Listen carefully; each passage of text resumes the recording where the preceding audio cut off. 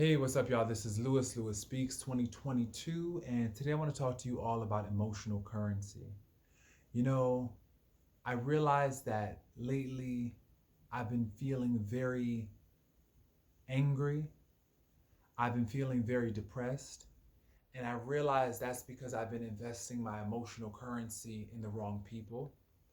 I realized that I have been so understanding, so empathetic to people that have not returned that to me. And so I'm thinking a lot about emotional currency. I'm thinking about how we invest our emotional currency, our understanding, our listening ear, our empathy into people and situations that don't deserve it. There's a lot of people in this world, they don't deserve our listening ear. They don't deserve our kindness. They don't deserve our empathy. You know, what they deserve is to be ignored. I realize that certain friends have put me on the back burner thinking that they could see me anytime, so they're canceling plans with me. They keep on just taking me for granted. And after a while, you have to ask yourself, what is it about you that other people think it's okay to take you for granted? What energy are you giving off? And I realize there's such a thing as being overly understanding, overly empathetic, to the point where you shortchange yourself. And from now on, I'm not understanding anything somebody has to say. I don't want to hear it. If you're shortchanging me, if you're not giving me what I deserve and trying to give me just an excuse, guess what? I'm not here for excuses. I'm here to get what I want. And that's it. I don't want to hear the excuse as to why you cannot show up for me any longer. If I invest my emotional currency into you, you best believe you're going to start doing the same thing for me, or else we will not be no more. I'm done investing my time, energy, and resources in people that do not give that back to me. I'm done. I'm done. These godless, soulless people are indeed a plague on society. You know, I realize that there are people who I call friend in my life who don't really see me the way that I see them. I put them as a priority, they put me as an option. You know? I had a so-called friend cancel plans with me recently just to go hang out with somebody else who they value time and and energy with. So I'm like, okay, I see where I stand in this person's life. Huh. You best believe that person has been, how you say, demoted in my life. Because that's what life is. And that's what friendship is. It's a job. You get promoted as you show up, as you invest. The more you show up, the higher up you go. When you start being inconsistent, flighty, fickle, sometimey, okay, I see what time it is. You get demoted. And let's be honest, a lot of people, they're looking out for self. They're looking out for the bigger, better option. They're looking out for the one who guarantees them the best time, the best experience, the new experience. And so, of course, they're going to go over to that person, right? Regardless of the plans and commitments that they make with you, they don't mind canceling. They don't mind putting you on the back burner for the sake of their own needs. So, like I said, everybody's out here looking out for themselves. It's time that I become more self-invested. And it's not being selfish. We have got to get rid of the notion that we're being selfish whenever we start taking care of our needs. No, I'm being self-full. I'm being self-invested because I'm so sick of investing my time, energy, and resources in people who don't do the same for me. That's how you become emotionally bankrupt. You're pouring your emotional currency into these people. It's too much. And I think right now, especially in this day and age, in this time period where we live right now, it's important to be very selective and very choosy about where and with whom you spend your time. Because no, this can't keep happening. I realize the reason why I've been feeling so angry is because I have not been getting the same investments poured into me. I've been pouring too much into everyone else's cup and not enough in my own. And let this be a lesson to you. Let this be a lesson.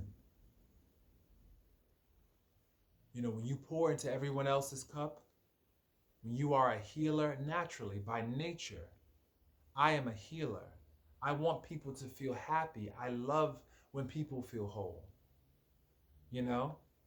But when you are a healer, you have to, for one, make sure that you are whole, that you are happy and joyful. Because there's a secret that I want to tell you all, because I definitely feel that you should know this secret. Your joy is your protection. Your joy is your best weapon.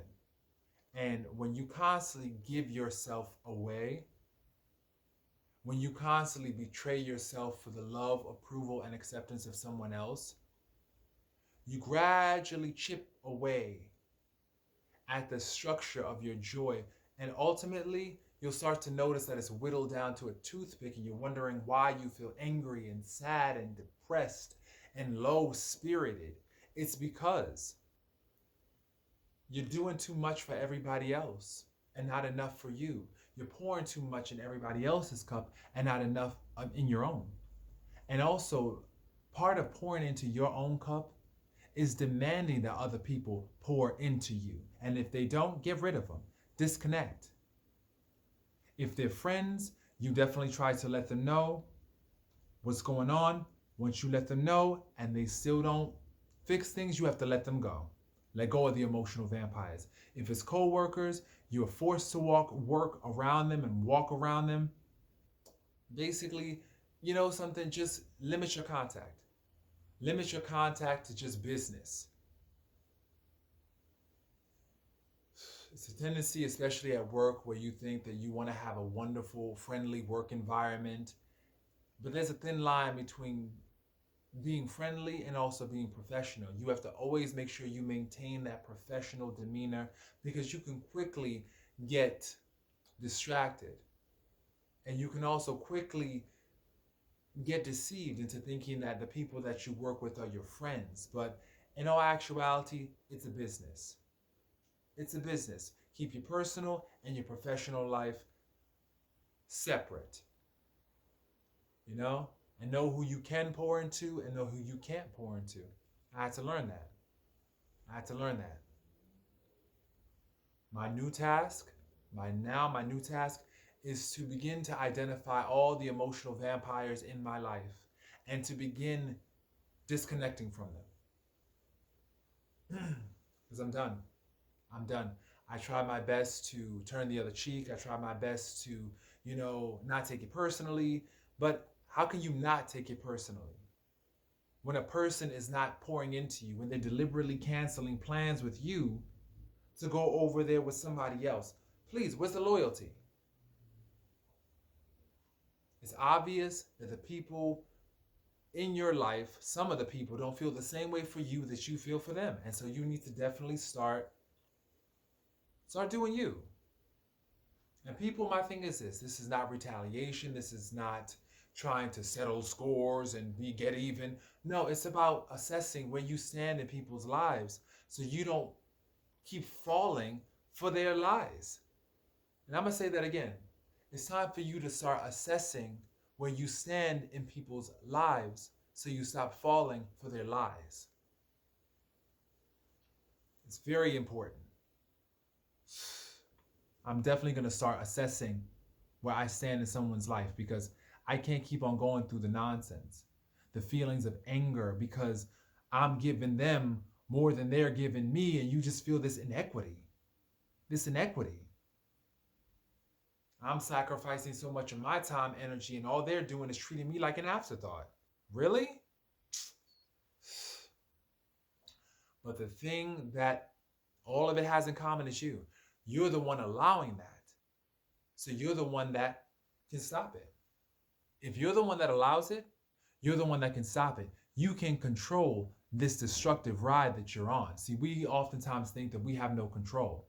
Oh, we don't want them to think that there's a problem, because then it's going to cause contention. Then it's going to cause anger and animosity. We don't want to confront people because, oh, then it won't be the same. It's not the same now. You're walking around angry with these feelings of resentment burning inside you. It's not the same now. So you need to start being real. And I learned this also. I can't be friends with people who I can't confront about their poor behavior. If I can't confront you directly about how you're influencing me and how you're impacting me and how you are, what effect you're having on me, I can't be around you. I cannot be around people who I cannot confront. And my thing is this: I believe in carefrontation. I believe in definitely being very respectfully direct with people about how they're making me feel. And a lot of people don't have the ego strength in order to tolerate that. They definitely feel like, oh, it's just this accusation. Oh, you're accusatory, you're blaming me. No, I'm telling you how you're making me feel.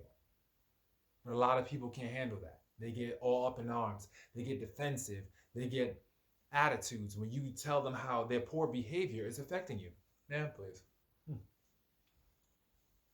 I don't got time for that. From now on, I'm definitely going to be more vocal about how I'm feeling. And I'm going to start assessing where I stand with people, so I don't keep on making the same mistakes over and over again. Done with that. So I encourage everybody else out there, begin assessing all your relationships. And I say do this monthly. Do a monthly assessment about where you stand with a lot of different people in your life, because you have to. So that way you don't invest in dead, dying people. There are people right now who are investing in dead relationships. They don't even know the relationship is over. They are investing in a ghost. How many of us are investing in ghosts and we don't even know it? And then lo and behold, hindsight is 2020. We look back and we reason, oh wow, I've been investing in a relationship that's been dead for the longest time. I just didn't even know it. Stop investing in dead relationships. Stop watering dead plants. Dead it. We want to hold on to people because we want to have what? Friends. We want to have a life. No, these relationships are dead. It's time you go out there and start doing you and picking up people that gravitate towards you naturally. Friendship, relationships should not have to be this hard. And they're not hard when you're with the right people. It's only this hard when you're with the wrong people. That's what I've realized. It's only this hard when you're with the wrong people. So, do you until people come naturally gravitating towards your energy. In the meantime, fly solo. Honor yourself. And that's the plan. So I hope this video was helpful for some people. And definitely, if you think that it's helpful, if you think that it'll be helpful for someone else, like it, share it, and let's get a dialogue flowing, Definitely, I wish everybody a happy 2022. Peace.